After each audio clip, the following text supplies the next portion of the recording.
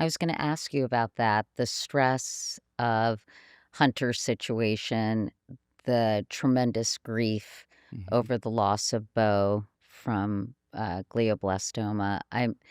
Do you think that those two huge life events did contribute to his decline? That's what everyone around him has told us, is that the Joe Biden of 2014 is different than the Joe Biden of 2019. And in between, Bo obviously died. And then the Joe Biden of 2019 is not the same as Joe Biden of late 2023. And in that time, Hunter was under prosecution from his dad's own Justice Department and had a plea deal unravel and then was headed towards a trial, which ended up being in the same month as that debate, a trial that exposed the family's dirty laundry to the entire world. The three moments that people close to President Biden have said just were utterly destroying of his psyche was Bo dying in 2015. One aide to him described it like pouring water on sand, just to watch psychically what happened to Joe Biden.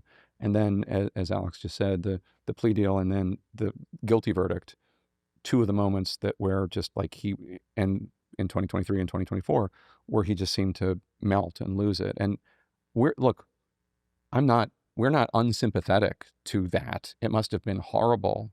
You've lost a wife and you've lost two children and you think you're going to lose a third. I can't imagine going through that. It's absolutely devastating.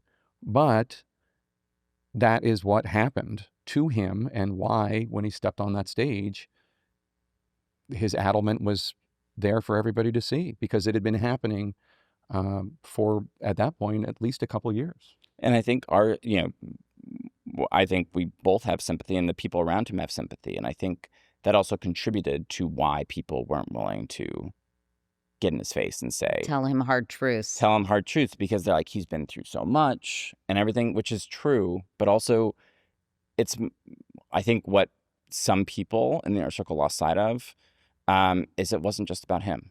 Right. He was president.